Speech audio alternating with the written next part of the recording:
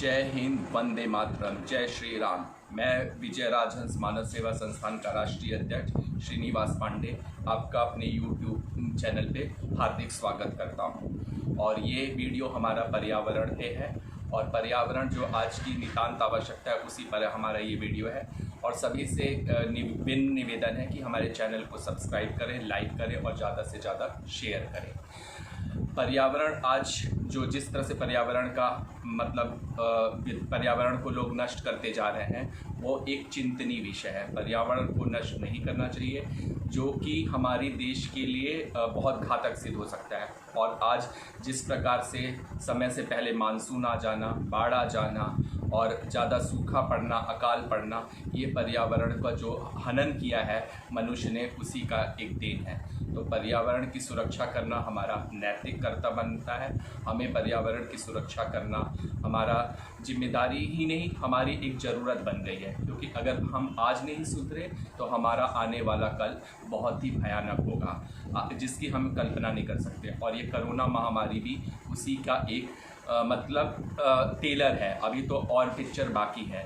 तो अगर हमें अभी से सुधरना होगा और हमें पर्यावरण को सुरक्षित करना पड़ेगा और जगह जगह पेड़ पौधे लगाएं। और हर एक व्यक्ति अगर 10 पौधा लगाता है तो हमारा पर्यावरण सुरक्षित हो सकता है। सरकार के भरोसे हमें नहीं बैठना है। हमें भी, हमारा भी देश है, हमारा भी राष्ट्र है, हमारा भी राज्य है, हमारी भी धरती है। तो इसकी पहल हमें करनी पड़ेगी। अगर हम नहीं पहल करेंगे तो हम अपनी खाई में खुद पैरों पर कुल्हाड़ी मार रहे हैं। हर व्यक्ति एक पौधा लगाए। और जिस प्रकार से जल स्तर गिरता जा रहा है वो बहुत एक चिंतनीय विषय है। तो जल स्तर को गिरने नहीं देना है। और हमें तब जब हम करना है जब हम पेड़ लगाएंगे और हम पशु पक्षी को मारेंगे नहीं। जिस प्रकार से आजकल गौ हत्या हो जा रही है, हम पशु को मारते जा रहे हैं अपने स्वार्थ के लिए, शिकार करते हैं हम अपने कि हमें एक एडवेंचर मिलेगा। हम बाघ को मारते गए एडवेंचर के लिए और आज वो बाघ और शेर विलुप्त होने की कगार पर है। तो हम वो एडवेंचर किस काम का, जब आपके अस्तित्व पर वो एक प्रश्न चिन्ह लगा देगा। तो हमें अपनी जो हमारी प्रजाति है उसको भी संरक्षित करना बहुत आवश्यकता है। जिस प्रकार से सफ़ेद हाथी लुप्त होते जा रहे हैं, टाइगर विलुप्त हो जाते हैं, एक बहुत चिंतनीय विषय है। और सरकार भी विकास के नाम पे फॉरेस्ट को काट दे रही है और किसान की सुरक्षा नहीं कर रही है और किसान अपनी ज़मीन को बेचने पर मजबूर हो जा रहे हैं। बड़ी बड़ी बिल्डिंग खड़ी हो जा रही है। तो हमें नहीं है। और आज ऑक्सीजन सिलेंडर की कोरोना काल में जिस प्रकार से किल्लत हुई, अगर हमारा पर्यावरण सुरक्षित होता तो क्या हमें ऑक्सीजन की इतनी कमी होती। तो अब भी मनुष्य को ये सोच लेना चाहिए, एक खतरे की घंटी बज चुकी है और हमें पर्यावरण को बचाना होगा। हर व्यक्ति को अपने आसपास के वातावरण को सुरक्षित करना, संरक्षित करना एक नैतिक जिम्मेदारी बनती है। और बच्चों को भी विद्यालय में पर्यावरण के प्रति जागरूकता लानी पड़ेगी। एक हम एनुअल फंक्शन में पर्यावरण का प्रोग्राम तो करते हैं, लेकिन बच्चों को बस कुछ टाइम के लिए हम एक एडवेंचर के लिए एनुअल फंक्शन करते हैं, लेकिन हमें ये नहीं सिखाते कि पर्यावरण कितना है। हमें पर्यावरण को बच्चों के मन में इंजेक्ट करना पड़ेगा, तो वो बच्चे सजग रहेंगे और आगे चल के पर्यावरण के प्रति सुरक्षित रहेंगे। और जिस प्रकार से आज सड़क पे जो व्यक्ति चलते हैं, हॉर्न बजाते रहते हैं और इतना धुआं छोड़ते हैं, तो वो भी पर्यावरण को के लिए एक विस्फोटक स्थिति बन गई है। तो हम सभी नागरिकों से ये अपील करते हैं कि आप पर्यावरण के प्रति थोड़ा सजग रहें, नहीं तो जो अभी खतरे की घंटी बची है वो निरंतर जारी रहेगी और आपकी ही मनुष्य जाति ही प्रजाति ही लुप्त हो जाएगी। हम तो जिस प्रकार से टाइगर को विलुप्त करते गए, मनुष्य की प्रजाति भी विलुप्त हो जाएगी। तो हमें पर्यावरण को सुरक्षित करना होगा और पर्यावरण को बचाना हमारा नैतिक कर्तव्य है। और एक पाठ्यक्रम अलग से, जिस प्रकार से सोशल यूजफुल प्रोटेक्टिव वर्क चला था, SUPW चलता था पहले स्कूल में, वैसे ही एक क्लासेस पर्यावरण की 1 या 2 क्लासेस हर विद्यालय में जरूर करनी चाहिए, जिससे बच्चे पर्यावरण के प्रति सजग रहें और आसपास के वातावरण को वो महसूस करें, अपने अंदर आत्मसात करें।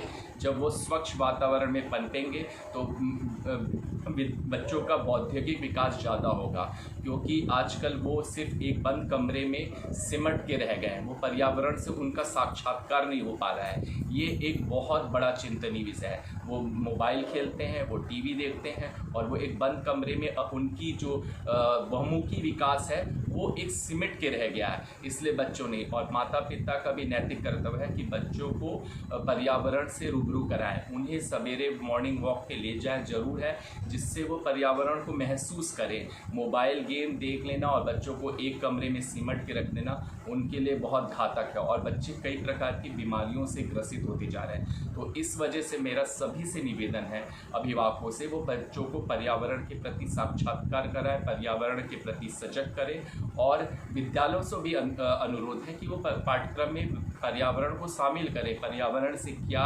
हानि है, क्या लाभ है, ये हानि तो नहीं होती, लाभ ही लाभ होता है, तो उनके लाभ को बताएं और उनको क्या हानि होती है पर्यावरण की सुरक्षा न करने पर ये बताएं।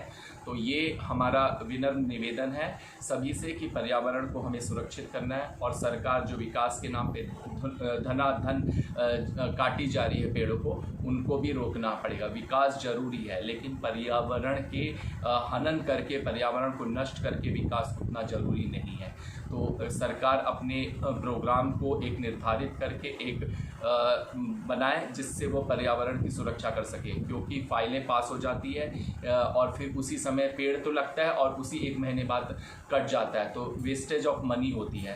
तो ये एक देश, हम टैक्स भरते हैं तो हमारा पैसा नुकसान हो रहा है, सरकार का पैसा नहीं नुकसान हो रहा है, हम टैक्स भरते हैं। पता चला 100 पेड़ 1000 पेड़ लग गए और उसी पल विकास के नाम पे, सड़क चौड़ी के नाम पे पेड़ कट गए, तो ये काहे का विकास और किस प्रकार का विकास, ये समझ से परे है। तो सरकार को एक नियम के तहत एक क्रमबद्ध तरीके से विकास को, रूपरेखा को क्रियान्वित करना चाहिए, तभी पर्यावरण की सुरक्षा संभव होगी।